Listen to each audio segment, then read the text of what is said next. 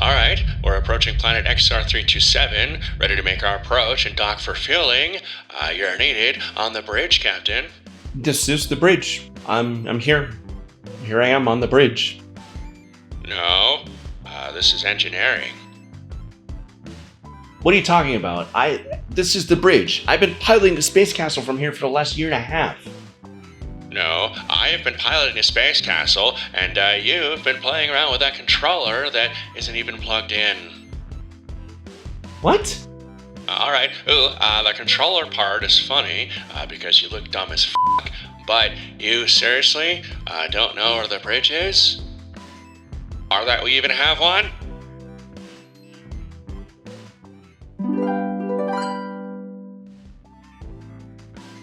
You've gotta be kidding me. Yes, welcome to the bridge, Captain. This is so much nicer.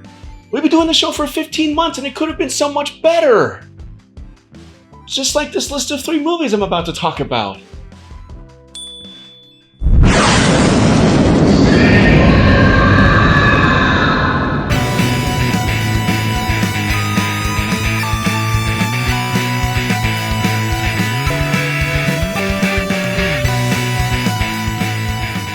Welcome aboard Space Castle, where it's our continuing mission to explore all things nerdy in the universe. I'm your Captain DT, and for the first time, I actually feel like a captain. This is a little embarrassing. And like any wildly successful and high-quality YouTube channel, major motion pictures also need someone in charge to direct them with clear vision and creative leadership. Okay, now, it's really embarrassing. Unfortunately, that doesn't always happen, and it's typically because of studio meddling.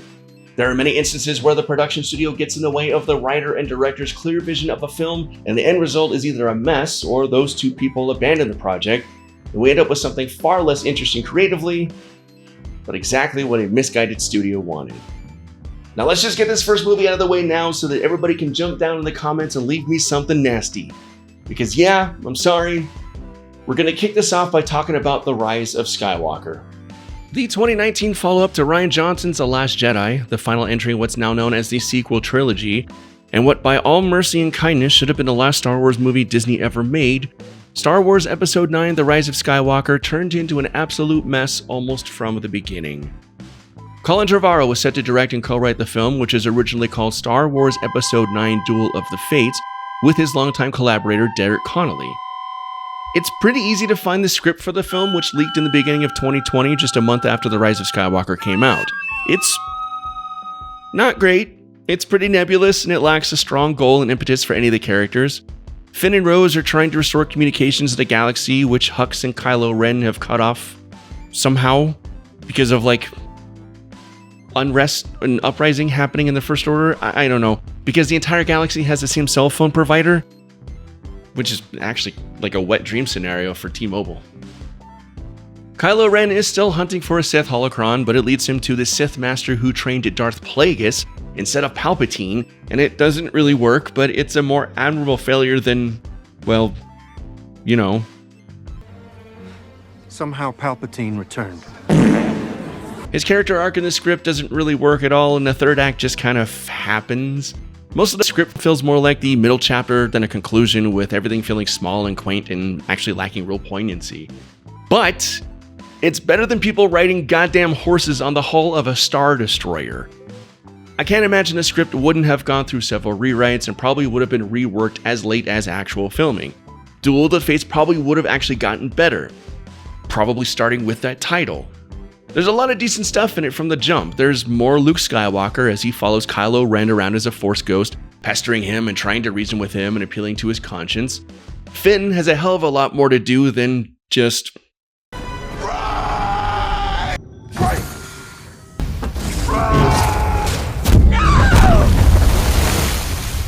and actually has something of an ending to his story, and the script sort of explores his Force sensitivity. Rey realizes that the rift between the light and dark sides of the Force is kinda bullshit, and that the Jedi had it wrong from the beginning. Finding an actual realistic balance as a human being is what helps her succeed in the end. And also, there was gonna be a fight between the heroes and the Knights of Ren where Chewbacca grabbed one by the neck and threw him off a ledge and shot him in midair with his bowcaster like a f***ing clay pigeon. But Trevorrow and Connolly left the project long before filming started, citing creative differences with Lucasfilm president Kathleen Kennedy, an event which Trevorrow calls traumatic. Apparently, Kennedy wasn't happy with the script, which is kinda hilarious because she was totally fine with the disaster that came from bringing back J.J. Abrams to direct and co-rewrite the screenplay with Chris Terrio, who you'll know is the guy who wrote Batman v Superman: Dawn of Justice and Justice League, two of the weirdest, most tone-deaf screenplays ever written, with very little grasp on what made the source material enduring and beloved for decades prior. What we got in the end is one of the weirdest, most boring blockbusters and Star Wars movies ever made, one that gleefully and fully contradicts the two films that came before it. You're nothing. You're a Palpatine. It's become one of the most memed and made fun of Star Wars movies ever. And as Star Wars history has shown us, it'll somehow become Generation Alpha's favorite Star Wars movie ever. We could have had something kinda lame and not really all that fulfilling, but instead what we got is Palpatine clones and whatever the hell this is. And people riding goddamn horses on a Star Destroyer! So in 2015, we got a pretty boring and paint-by-numbers Ant-Man movie directed by Peyton Reed, who is kind of a boring and paint-by-numbers director. His most visually interesting movie by far is Down with Love, starring Ewan McGregor and Renee Zellweger. Yes, I am counting Quantumania in this. I remember when Down with Love came out in 2003, and 2 of the 7 people who saw it remarked on the opening sequence of New York City and said that Peyton Reed should direct a retro-futuristic Fantastic Four movie set in the 60s. And then Peyton Reed was slated to direct a 2005 reboot of Fantastic Four at Fox, and I was like, oh no. Oh no, we don't want that. Oh no, that's a bad idea. But this was also after half of Hollywood had been attached to either direct or write the film, and all those people left the project in rapid succession. We all know how that piece of crap turned out, but we're not here to talk about that. We are here to talk about how Peyton Reed stepped into the shoes of Edgar freaking Wright and took over the Ant-Man franchise from Marvel and Disney after Wright departed the project. So Edgar Wright and writer Joe Cornish had been approached early on in the days of the MCU to conceptualize an Ant-Man movie. Marvel had flirted with them before, and both were largely interested, with Cornish actually having written an Ant-Man treatment prior to Marvel Studios showing interest in bringing the character to the big screen. Wright and Cornish were officially hired in 2006, 2 years before Iron Man even came out. Multiple drafts of the screenplay had been written and polished, and Marvel just kind of kept delaying the project, not entirely yet sure where it would fit in with their greater plans. This enabled Wright and Cornish to pursue other projects, including Wright's film The World's End, which acted as the final piece in his Cornetto trilogy of films. And Cornish was able to write and direct Attack the Block, which I absolutely adore. Ant-Man was always still on the back burner, with everybody still very much attached and eager to get to work. Wright had actually shot test footage in July of 2012 that was screened at San Diego Comic-Con, and everybody present fell in love with it. The creativity and kinetic energy on display was exciting and showed an evolution of Wright's ability to direct special effects heavy action. It was fantastic. Casting began in October of 2013, and Wright fought hard for the hiring of Paul Rudd as Scott Lang. Marvel allegedly wanted Joseph Gordon-Levitt, but Wright won out in the end, and Paul Rudd was officially offered the gig. The problem with all of this is as follows. You see, when Wright and Cornish were brought on to develop an Ant-Man movie in the mid-2000s, what was going on with Iron Man was what the two of them were expecting. A solo film, largely self-contained, with the freedom to tell the story that Wright and Cornish had envisioned from day one.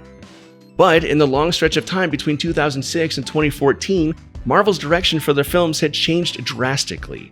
The days of movies like Iron Man evaporated as soon as the Marvel Cinematic Universe became an actual viable thing, and one that Marvel was successfully navigating and producing.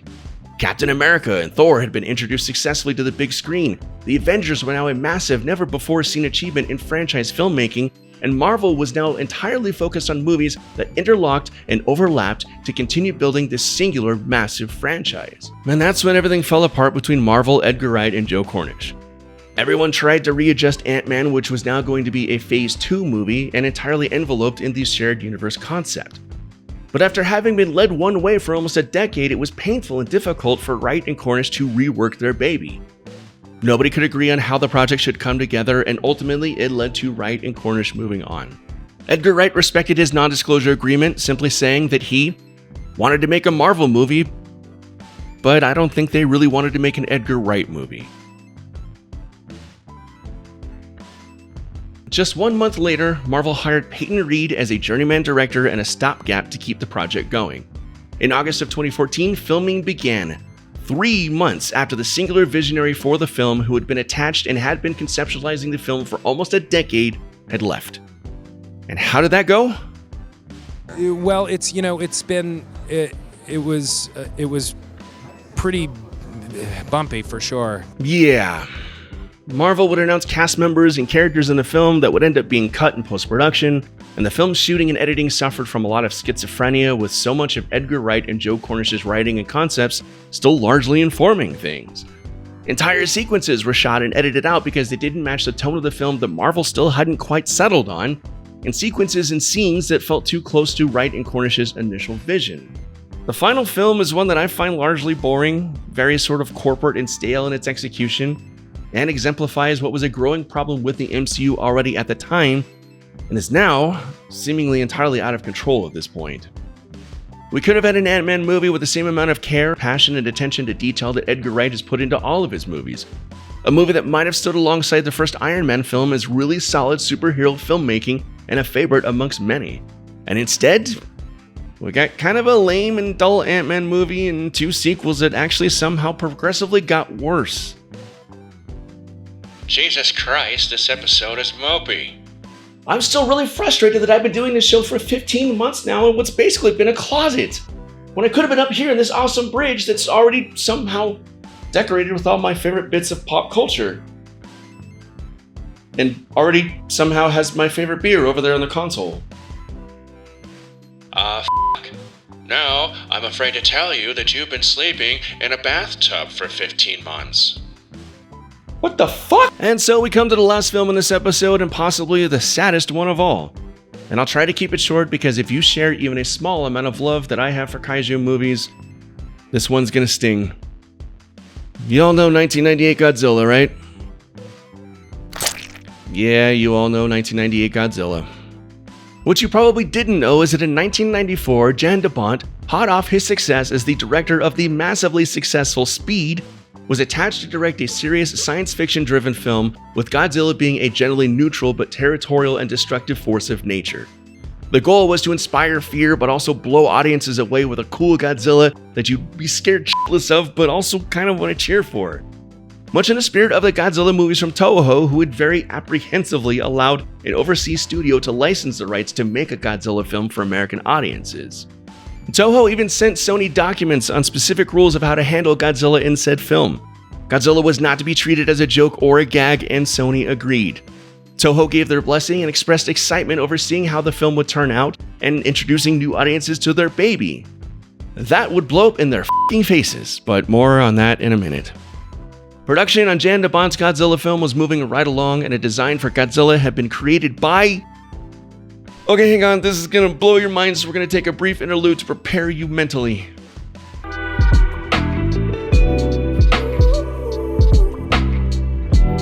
Godzilla in this movie was set to be designed by Stan freaking Winston.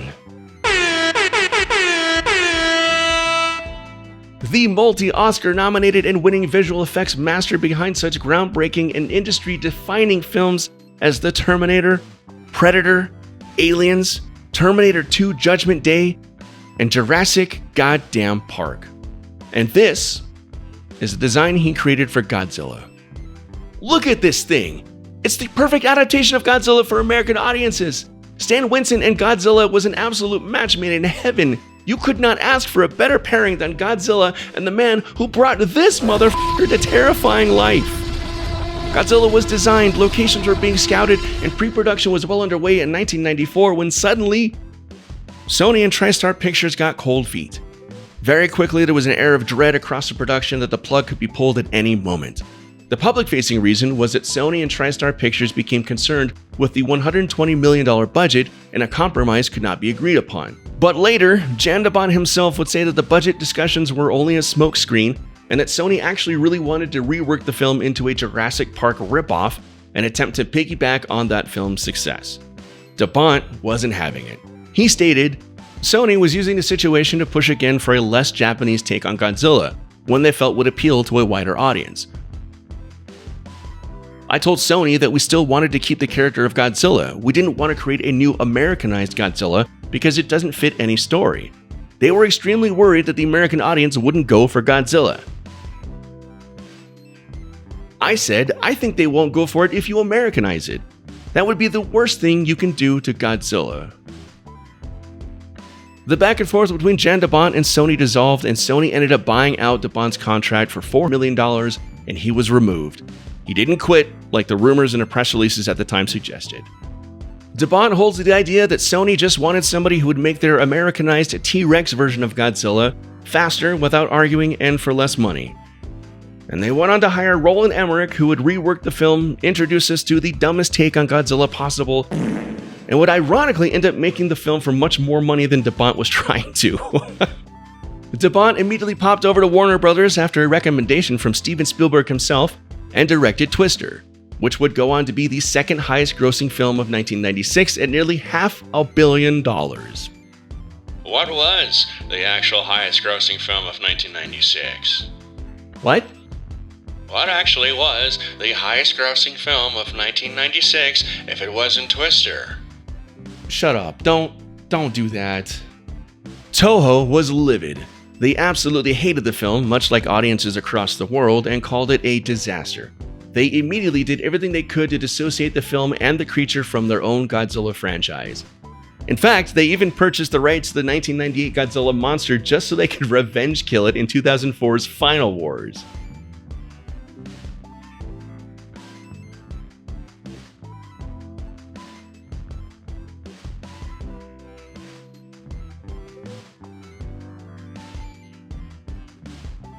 The film performed well under expectations at the box office and was an absolute joke amongst audience goers and critics alike. Years later, Roland Emmerich and the film's co-writer Dean Devlin would admit that they regret the film. Emmerich feels his film is better than the critics reviewed it, but admitted that he never took Godzilla seriously to begin with and thought that the Toho films were just a joke. Dean Devlin straight up said that he screwed up and that the screenplay failed to establish an intended tone for their Godzilla and failed to make it compelling to audiences. The movie remains a cautionary tale and lesson for studio meddling, ruining a film, which continues to be ignored and the same mistakes repeated over and over to this day. And so there's 3 high-profile Hollywood films that would have been better if not for circumstance and bad decision-making. There are alternate universes out there where good versions of these movies were made, and I wish I could go there and see them all. Which of these movies would you like to see the intended original version of? Leave a comment down below and let's chat about it. And if you wouldn't mind doing me a huge favor, please like this video and subscribe so you can easily check out the previous videos and be ready for the next one. Or if you feel compelled to take the support even further, consider becoming part of the Galactonaut crew at patreon.com/spacecastleshow. These awesome people have done so, and we just welcomed our newest member, Chris R.R. Bauso. Chris is the showrunner and lead voice actor for a hilarious fantasy-themed narrative podcast called The Wizard Scroll. Go check that out right away, and special thanks to Chris for joining up. And that'll do it for this episode of Space Castle, where our mission is to explore all things nerdy in the universe. I'm your Captain DT, and Tell them, what was the highest grossing movie of 1996? The one that beat out Jan de Bont's Twister. It was Independence Day, written and directed by Roland Emmerich.